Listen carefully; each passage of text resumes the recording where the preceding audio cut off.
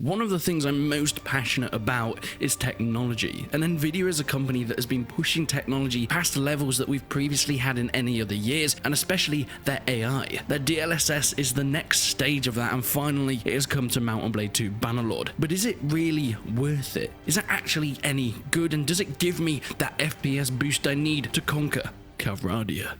First off, what is DLSS? Well, it stands for Deep Learning Super Sampling, and yes, it is as badass as it sounds. It's basically an incredibly advanced upscaling AI that takes the footage that is being rendered on the screen by said game and upscales it, turns it down to low, and then upscales it to the max. For example, if you've got your game set as 1080p, but you put DLSS on, it's actually rendering the game at 720p and then upscaling it to 1080p. But why would you want to do this? Surely you just want to play it 1080p so it looks much better. Yes, but not with DLSS on. Because the game's technically playing at 720p and just being upscaled, you get so much more FPS than you would normally get playing at that 1080p resolution. But DLSS is so advanced at this point that the AI can make it so it hardly looks any different to your eyes. So it's basically tricking you into thinking that it is the quality that you're playing at. But in this case, we're not doing those peasant 1080p resolutions, we're going all the way up to 4K. So without further ado, let's get into my Bannerlord 4K tests for the DLSS. Let me explain the parameters that we're using just so you can get an idea of how this is going to work. I'm going to be using the same map each time, so every DLSS setting that I use, it will be put up against the exact same map with the exact same troops in the exact same world. I am, however, trying to get as a general idea as possible and putting up a scenario that you would probably come across in most of your Bannerlord games. We're using a forest map since it tries to push it a little bit further, since it's having to render all the trees as well as the units on the battlefield, but also most maps that you're going to be fighting on in Calradia will have trees or forests of some sort, so using a forest map is a good idea for getting an idea of that. Also, this is a swamp map, so water and grass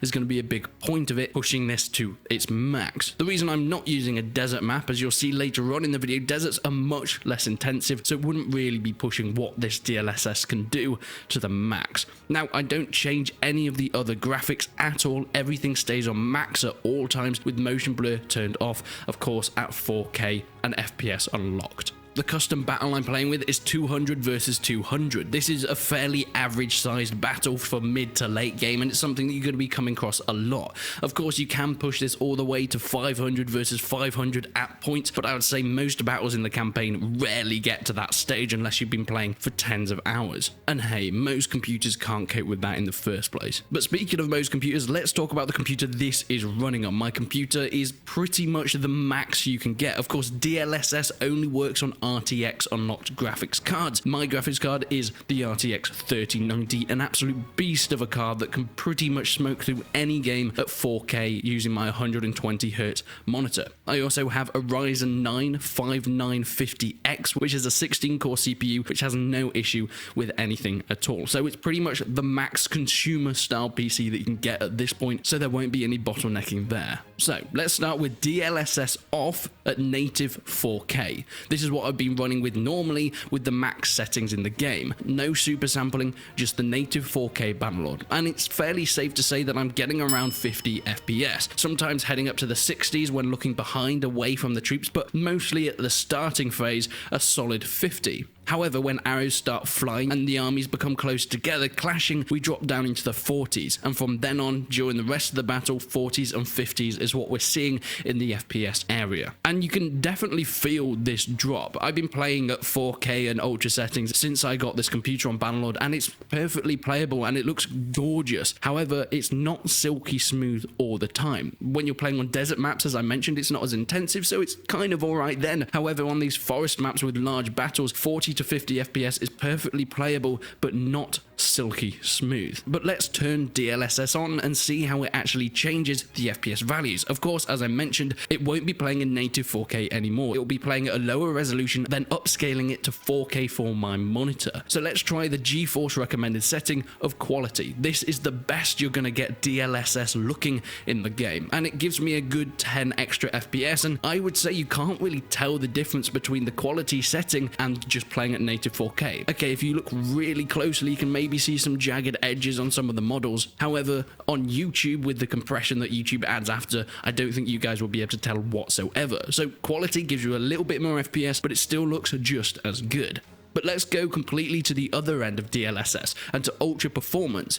This is the lowest looking quality, however it should give you the most FPS boost out of all of them. And yes, you can tell that the quality of the game and the resolution has been lowered. The edges don't look as smooth, the game just doesn't play out as well, and especially things in the distance do look kind of blurry and less sharp. But we are getting 80 to 90 FPS at this point. I would say if you want the highest FPS you can, maybe in these first-person shooter games, this is probably a good idea for you. But in a game like Bannerlord, I would just say lower some of the texture details rather than putting this ultra performance DLSS on, since you can definitely tell it doesn't look like 4K. But there are a couple more settings. We have balanced, which as you can probably tell is a balance between quality and performance. It gives us a good high 60 to 70 FPS pretty much throughout the battle, and it looks great. It looks absolutely fine. And then we have the performance setting, which hovers around 70, a little bit more FPS than balanced, but it doesn't quite look as good. However, the difference between balanced and performance in terms of actual visual quality isn't that high. I would say it's not really something that's going to be so obvious that it's going to take you out of the game. So out of all these settings, what would I say is the best? What have I had the best experience with in terms of all the battles? As you can see, I've done a little bit of testing with all different battles, playing the same ones over and over again, and playing out full battles as well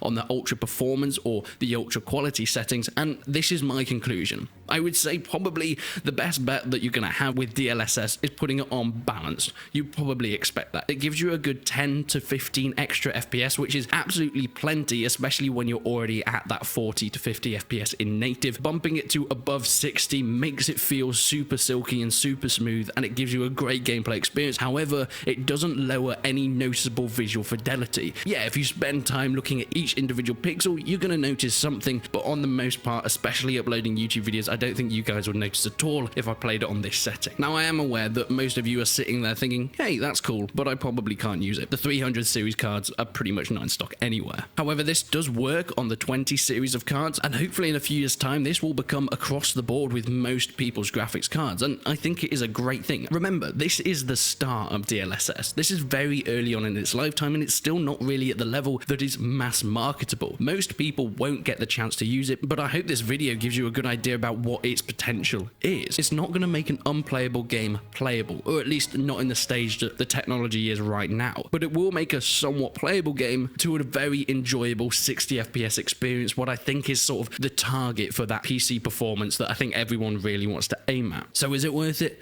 Yes, and I think it is a massive selling point for Nvidia's graphics cards, and it's the reason I still buy them. AMD makes some brilliant cards, and I think especially for the prices, they're extremely competitive. However, for someone that makes YouTube videos and relies on Nvidia's AI and their technologies that they've been creating, such as Shadow Play, Nvidia Broadcast, which is the one I use the most, by the way, in all my videos, even now, I have a massive fan on in the background. Yet you would never know, because Nvidia Broadcast and its background sound cancellation is so good, you could just never notice. And it's these technologies that make Nvidia still worth it for me. I'm very happy that it works well in Bannerlord, and I'm very happy that Nvidia have brought it into this game, and hopefully we can see it in some more games in the future. But what do you guys think? Please leave a comment down below. Do you think DLSS is only going to get better, or it's just a bit of a fad that probably will go away? Me personally, I think this could be the future of PC gaming. Being able to run games on lower end PCs and just upscaling them to better resolutions seems like a win-win for everybody, especially when it's free. So please leave a like on the video if you enjoyed it, leave a dislike if you didn't. But until then, I will see you in